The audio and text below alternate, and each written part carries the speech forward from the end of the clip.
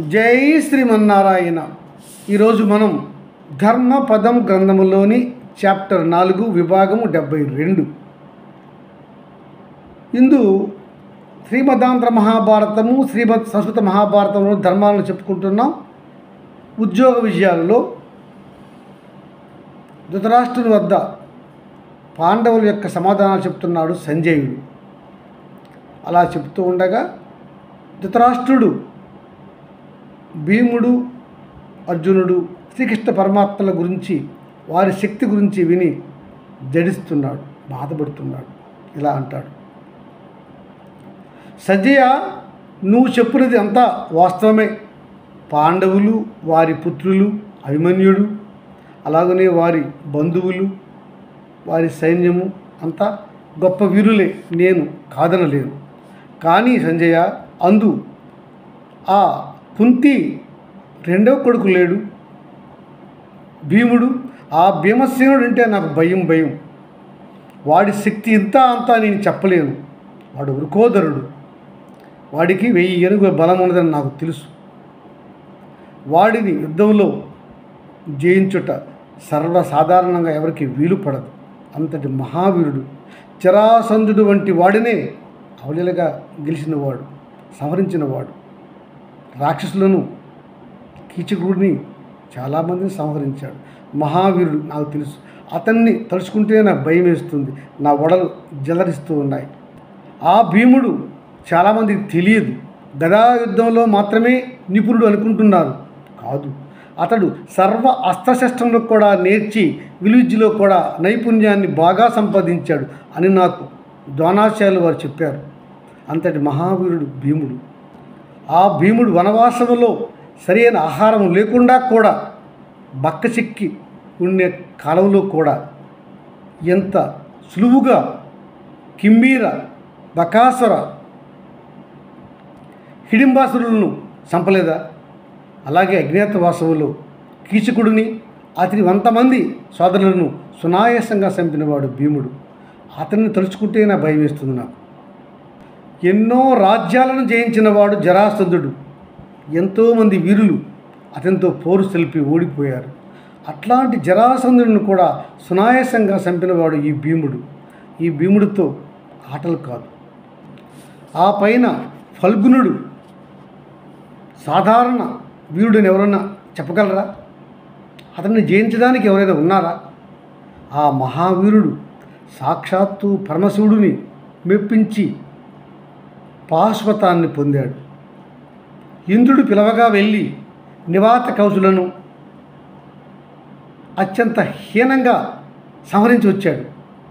ఆ పైన కాలకేయులను దేవతలు సంహరించలేకపోతే ఆయన వెళ్ళి సంహరించాడు. ఆ ఇంద్రుని సింహాసనం పైన కూర్చున్నాడు. అంతటి మహావీరుడు అర్జునుడు. ఆయన దగ్గర లేని అస్త్రశస్త్రములు ఇంకెక్కడా లేవు. అర్జునుడు తన గాంధీవం నుంచి ఎప్పుడు అస్త్రశస్త్రాలు సంధిస్తాడో, ఎప్పుడు విడిచిపెడతాడో ఎవరికీ తెలియదు అని చెప్పగా నేను విన్నాను. అంతటి మహావీరుడికి సారథిగా దేవాది దేవుడైన శ్రీకృష్ణ పరమాత్మయే వస్తే ఇంకా వారిని గెలువట ఎవరికైనా సాధ్యమా? ఆ పాండవుల శక్తియుక్తులు తండ్రి భీష్ముల వారికి, ద్రోణాచార్యులకు బాగుగా తెలియను. వారు చెప్తే అందులో అసత్యం ఉంటుందా? అంతా వాస్తవమే. అయ్యో, ఏమి చేదును నేను? నా కుమారులు, నా సైన్యము ఆ పాండవుల చేతిలో ఆ వారి మంటలు, అగ్ని మంటలు, వారు రేపే మంటల్లో పడి మిడతల్లా కాలిపోరా? నాకు ఎందుకు వచ్చింది బాధ?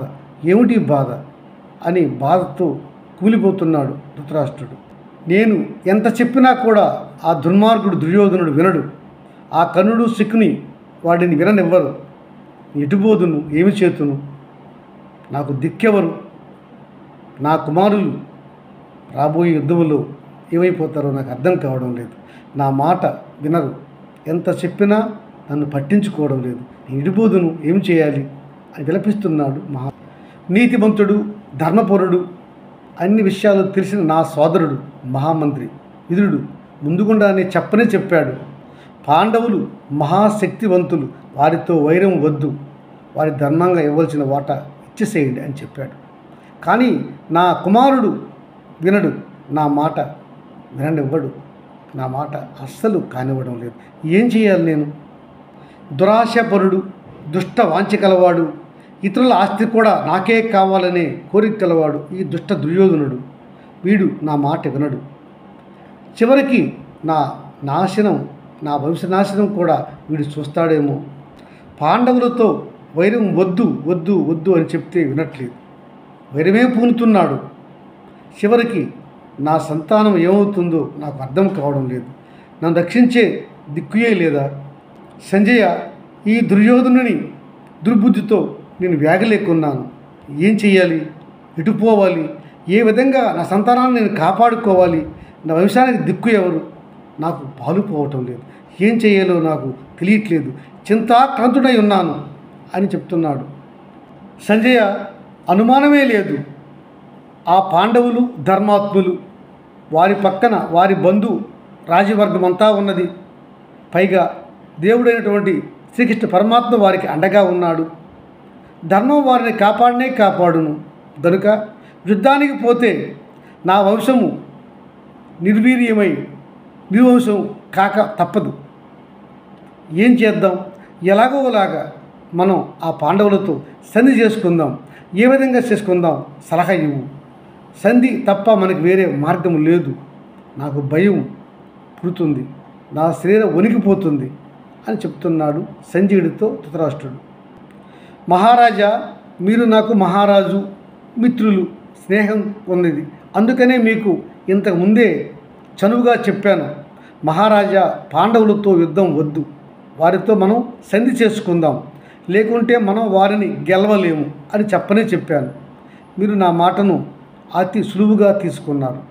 నా మాటను మీరు లెక్కించలేదు. ఇప్పుడు బాధపడుతున్నారు. అయినను ఇప్పుడు కూడా మునిగిపోయింది ఏమీ లేదు. ఆ ధర్మరాజు ధర్మాన్ని తప్పడు, మీ మాట కూడా కాదనడు.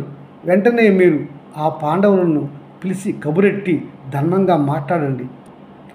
వారికి మునుపు మీరు ఇచ్చినటువంటి ఆ ఇంద్రప్రస్థ నగరం ఇచ్చివేయండి. ఆ చిన్న రాజ్యం ఇస్తే మీకు వచ్చిన నష్టం ఏమీ లేదు. వారు ఆ రాజ్యాన్ని పరిపాలించుకుంటూ మీ కౌరవులతో వారు సఖ్యంగా ఉంటారు. మీ మాటకు జవదాటక మీకు నిరాజనాలు పట్టి మీ మాట గౌరవిస్తూ ఉంటారు. మీరు వారు సఖ్యంగా ఉంటే ఇంకా ఏ శత్రు రాజ్యాలు మిమ్మల్ని తేరిపారి చూడలేవు. ఇది వాస్తవం.